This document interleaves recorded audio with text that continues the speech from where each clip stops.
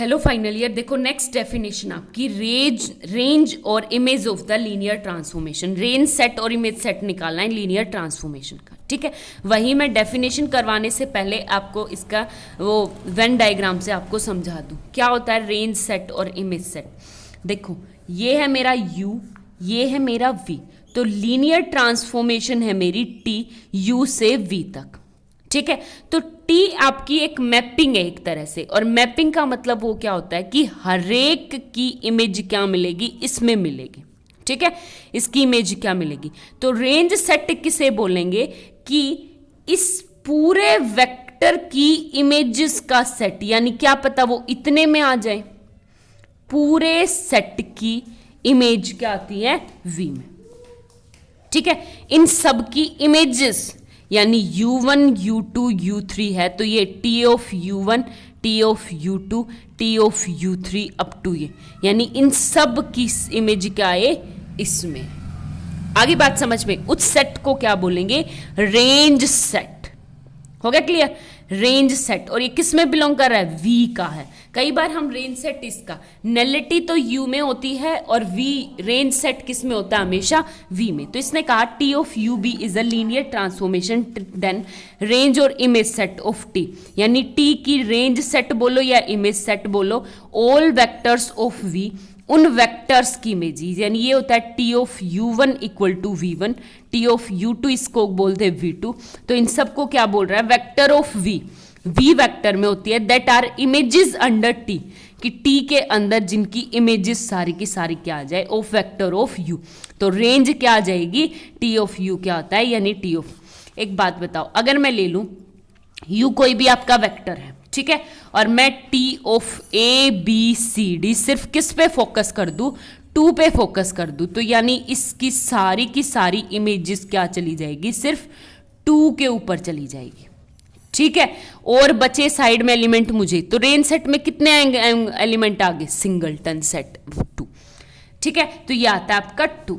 हो गया क्लियर। अब मेरी नेक्स्ट थ्योरम है इसी के ऊपर बेस्ड, की बहुत छोटी सी थ्योरम है कि T आपका U से V तक है, लीनियर ट्रांसफॉर्मेशन है, और मुझे प्रूव करना है द रेंज ऑफ T, यानी इसको किससे डिनोट करते हैं RT इज सबस्पेस प्रूव करना है किसका V का।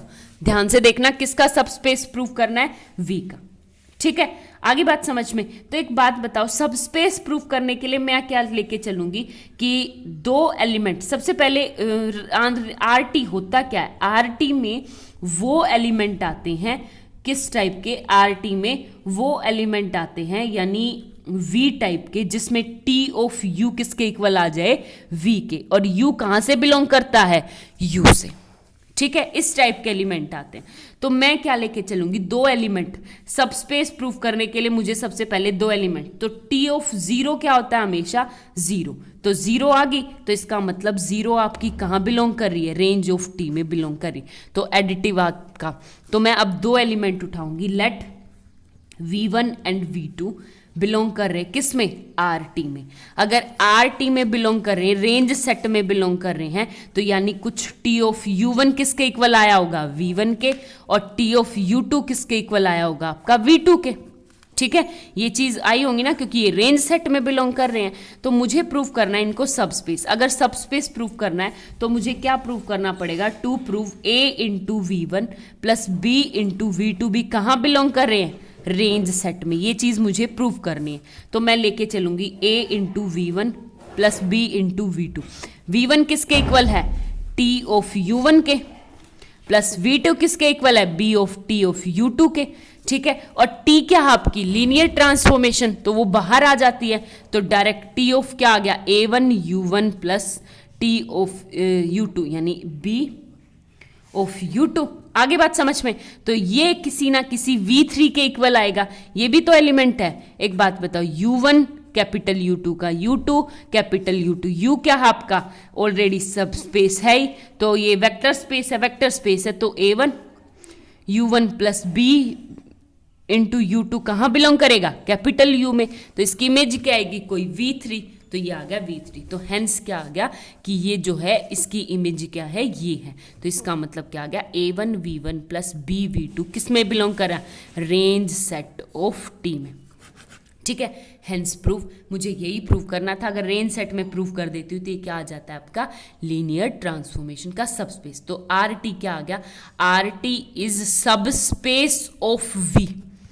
ठीक है, ये क्वेश्चन आता है आपका एंट्रेंस में, आता है दो एक एक नंबर में, वो एमसीक्यू टाइप में, कि ये होता है यू और ये होता है वी, यू से वी। तो नलिटी जो होती है वो किसकी सबस्पेस होती है, यू की नलिटी।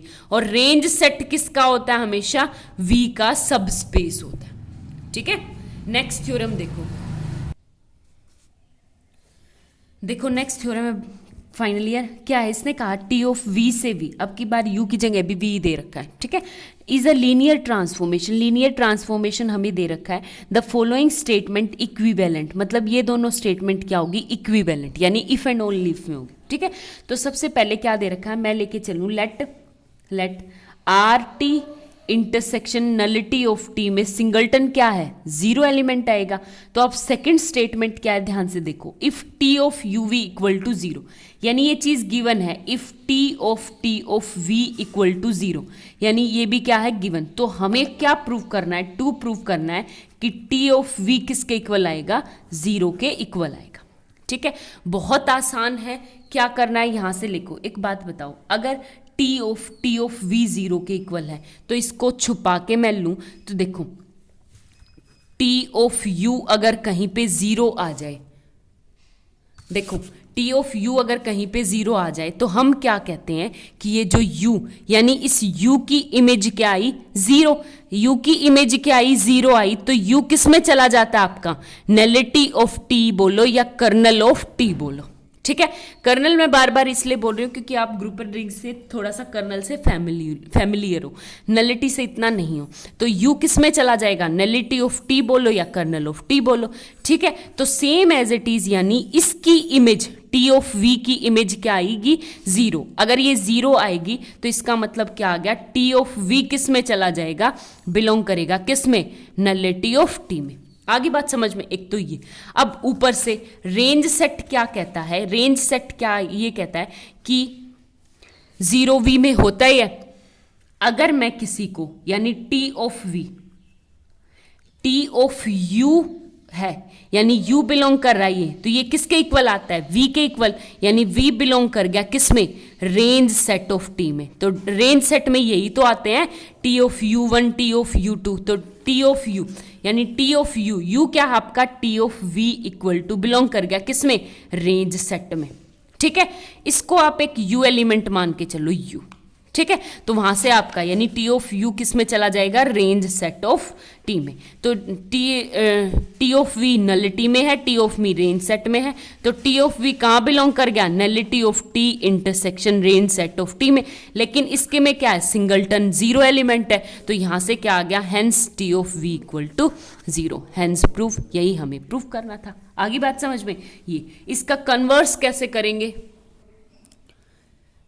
देखो क्या है, गिवन है कन्वर्स पार्ट बोलो या सेकंड, कि अगर इफ है T of V equal to zero है तो आपका क्या हो जाएगा, then T of V equal to किसके इक्वल होगा, जीरो के ही इक्वल होगा।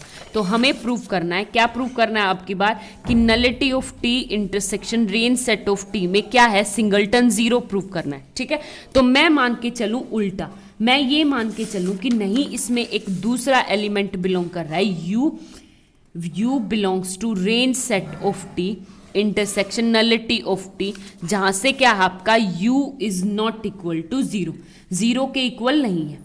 ठीक है, आगे बात समझ में, मुझे जीरो प्रूफ करना है तो मैं उस U को मान के चलूं जीरो के इक्वल नहीं है। तो एक बात बताओ, अगर इंटरसेक्शन में तो U belongs to range set and U belongs to nullity of T, अगर U nullity में है तो आपका यहां से क्या आ जाएगा, यानी T of U equal to किसके इक्वल आ गया, जीरो के इक्वल आ गया।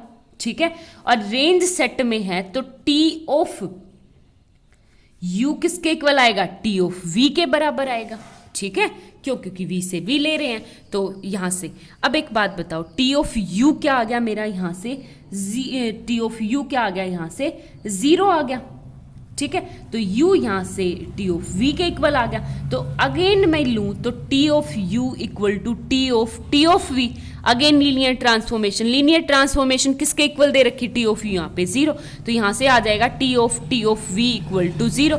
अब मुझे गिवन क्या है कि अगर कहीं पे t of v equal to 0 दे रखा हो तो मेरा t ऑफ v किसके इक्वल आ जाएगा 0, यानी t ऑफ v किसके इक्वल आ गया 0, और t ऑफ v किसके इक्वल है u के, तो यानी u equal to 0, hence prove. तो यानी rank r of t intersection nullity of d में सिंगलटन 0 एलिमेंट है। ठीक है, हैंस प्रूव, यही हमें प्रूफ करना था।